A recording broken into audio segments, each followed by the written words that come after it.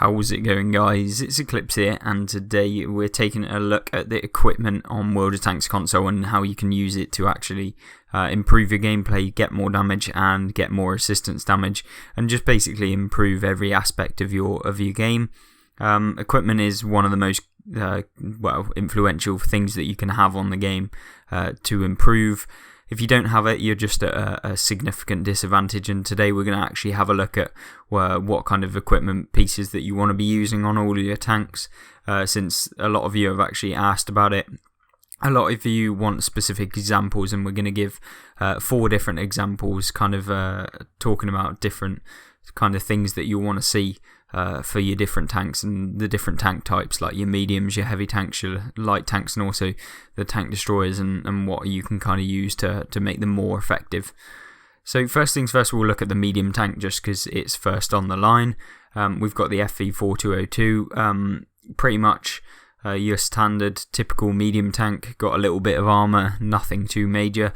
Good gun depression, good gun, and basically what you want to be using on mediums is, because they have the potential to spot as a whole, you want to be picking advanced optics. Now that basically boosts your view range, means that you're going to be able to spot enemies further away than they're going to be able to spot you, as long as they're not light tanks. Just gives you that boost, and you could be able to get more spotting damage per game, or at least you'll be able to be more likely to get spotting damage per game. Then we go with crew performance. This is pretty much, on average, one of the ones you'll pick every single time. There are a few exceptions where you might want to pick something else, but that's usually in specifics. Improved ventilation is definitely something that you'll want to use in pretty much all of your tanks. It's quite expensive, although all of the equipment is fairly expensive now. But yeah, it's definitely one you wanna pick up. Then we have Advanced Loader. This is also a really good one. Basically buffs your DPM by 10%, so you'll be able to fire at opponents faster. You'll be able to deal more damage in a shorter period of time compared to if you didn't pick this option. The crew performance of plus 5% basically means that every single thing about your tank is 5% better. So you'll have 5% better reload, you'll have 5% better vision range, you'll have 5% better kind of how your perks work as well. So that's really influential, and I cannot stress enough how much improved ventilation really means to your tank. On mediums, you can have other options, and we'll go over those, but these are the general set that I usually pick. It really depends on what the stats of the tank are like. So, if you've got a good gun, which you can check by going to your module viewer, clicking on your gun, and basically anything with a standard accuracy of above 0.4, you may want to use, which you'll see on the row here on the gun. So if anything above 0.4 is realistically something you want to be using, vertical stabilizers, or what they've been turned into, which is gun stabilizers. That basically improves accuracy by 20%, which will reduce this massively, and you're going to be really accurate, and kind of get it up to the standard of the other ones. What would I drop to be able to get that? Probably the loading time. I'm not going to lie, it would be between the loading time or the advanced optics, and also you definitely want to kind of check that with your crew skills. If you've got really good camo and stuff on your perks and your commander, then you might want to drop off the advanced optics and then go for the accuracy. But if you've got a lot of the DPM perks and the accuracy perks, you may not need gun stabilizer, and that's often the case, especially with all of the new kind of accuracy buffs you can get elsewhere in the game. You don't really need this on a lot of the medium tanks, and it's kind of more there for light tanks that have that possibility to use it. So what other ones would I avoid every single time? It's the advanced repair system, not really needed. Spool liner is very situational. It really depends on what tank you're using. It's not that particularly great, and I would never ever really buy it for any of your tanks unless you know that it's very specific to your tank. So something we'll look at in a minute is one exception where you might want to use it. Then we've got advanced concealment. This is something you don't really need on medium tanks, but you can use it as the cheap option whilst you grind out silver. So that's something important to note. If you haven't got enough silver, it's always worth buying this, because it basically just means that you won't get spotted as much when you're still, because it improves your camo. Then we've got advanced suspension, never something I would ever have on my tank. There are exceptions, but it really, realistically, isn't really necessary. You may want it in something like a T95, the tank destroyer with lots of armor, where, you know, if something's coming around you, you might be able to take more shots in your tracks. But it's definitely something it's not really worth it for the sake of, you know, the other perks you can get. Then we've got gun lane drive. Never really recommend this. Even on your really long aim time tanks, artillery might use that just because it you know, they've got ridiculous aim time.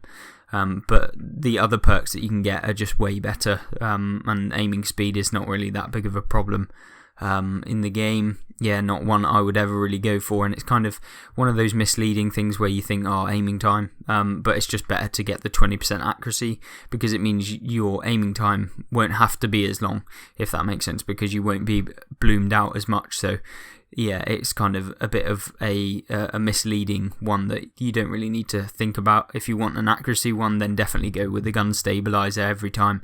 Don't bother with the advanced gun lane drive. Then we've got reinforced ammo rack. Wouldn't recommend this, not even on tanks that get ammo racked a lot. It's never really worth it. You know, it's not worth it. Then we've got fuel tank durability. Not really worth it. A lot of the other perks, you're more likely to have more games where, you know, this has benefited you than the sake of having better fuel tank durability. Every single game you'll have more view range. How often do you have the chance where you would have missed being set on fire? And, you know, if you're that worried about it, you can take a fire extinguisher as your consumable. So yeah, not really a problem. We've got advanced armor. This is something I would never recommend. Really is a waste of a kind of a slot. Yeah, it's just basically reduces damage by 5%. It's not enough to be able to warrant getting this, and it's so expensive as well. It's just basically, I disagree that this is even in the game. I don't think that you should be able to reduce damage that other people deal to you. It's just ridiculous that that's even in the game, and I really want that removed. Definitely don't think that should be in the game at all. And then we've got advanced reload. This is something that's actually really good for certain tanks, and we'll go over that in a second. The next one is a tank destroyer. This is the Excalibur. Relies a lot on camo and concealment. We'll look at what kind of things you want on this. It's typically the same, except we've gone for a concealment net. That's basically just to get that concealment up, and you can be a lot more sneaky in this thing. Loading time, yeah, we swapped it out because it's more important than this tank because of its armor. As you can see, basically got none on the front of it. It's more important that we stay undetected, that we're not going to be able to get shot, than it is to deal 10% more damage, especially considering we fire so often. It's not really that worth it.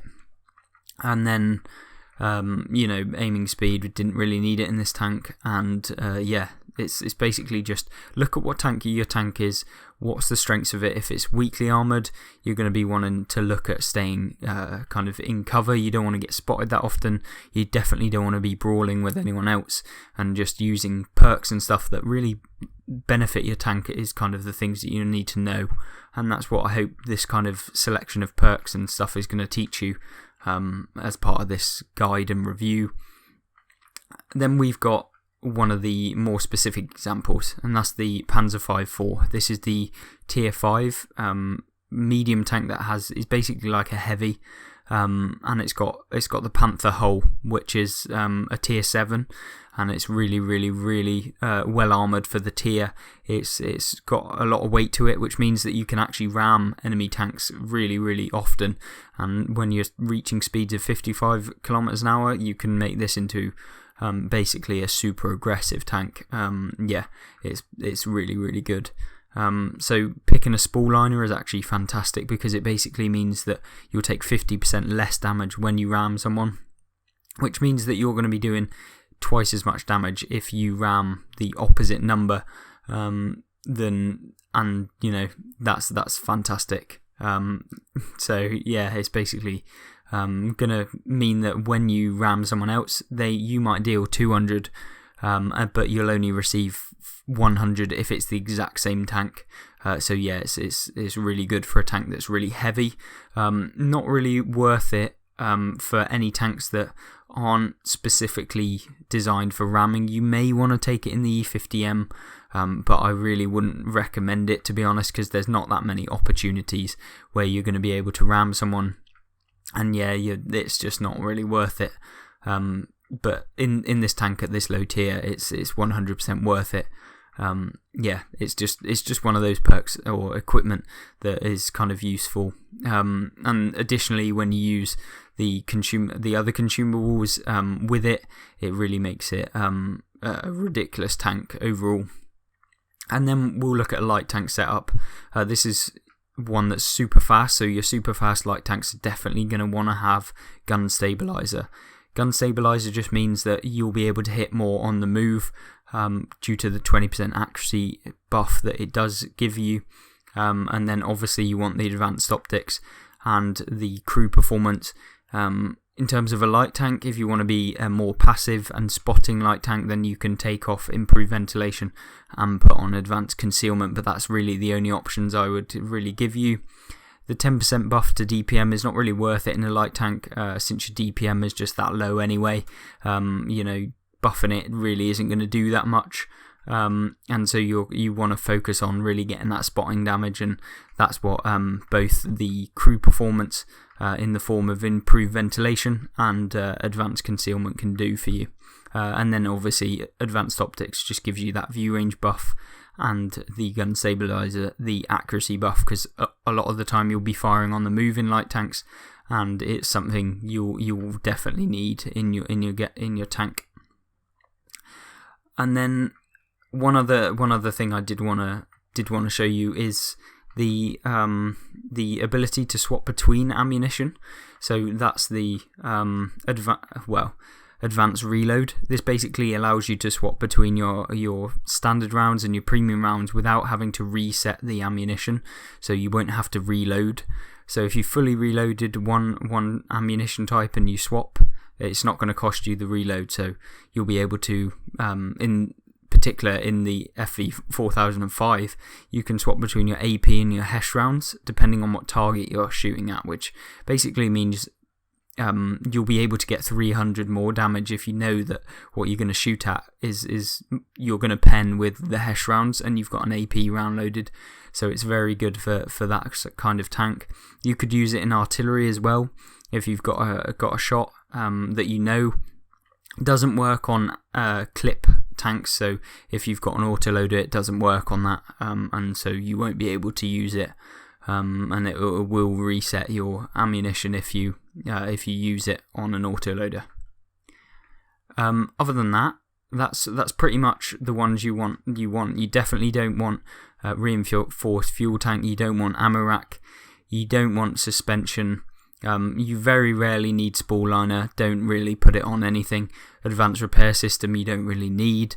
And the ones you want to be looking at are concealment, advanced loader, gun stabilizer, improved ventilation, and potentially advanced reload, but not on any tank that really is just like a normal tank.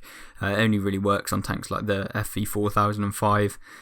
Basically anything with HESH might be important to put advanced reload on, because it just means that when you're coming up against different tanks that you might not have expected, you can deal more damage. That's pretty much it for the equipment. I think that's fairly standard, and these are the ones you want to be using. So if you are using these, I would 100% swap them out and get the advanced optics, advanced loader, improved ventilation. You can see just by the tanks I have in my garage, that you can see that those are the ones that benefit your tanks the most. You're going to have people say like, oh well, what about spool liner if I get rammed in my light tank? It's like, if you get rammed in your light tank, you're probably going to lose a lot of your health anyway, and how often does that actually happen, considering like how regularly the other ones will benefit you? So yeah, it's definitely something that you need to think about. So definitely don't put the spool liner in anything other than a tank that you are particularly just going to be ramming things. Yeah, it's only really useful. I've only ever used it in the Panzer 5.4, so yeah, that pretty much sums up whether it's a good perk or not, or equipment slot for the general tanks. But yeah, I hope this has actually helped you guys a little bit with your equipment. I hope it kind of goes over what you should be using in your tanks, and I hope that you have a good rest of your day. If you want to look at some other videos, they'll be on screen right now. I'll have some playlist links down in the description to more guides if you want to check those out. Feel free to leave some comments and ask me any questions or queries for certain tanks that you want kind of to be able to kit out, whether you want to ask me what you should have in them, and I'll kind of try and help or try and give you the best knowledge that I can from my own experience in them. But other than that, I hope you guys have a good rest of your day, and I hope to see you in the next video. Goodbye.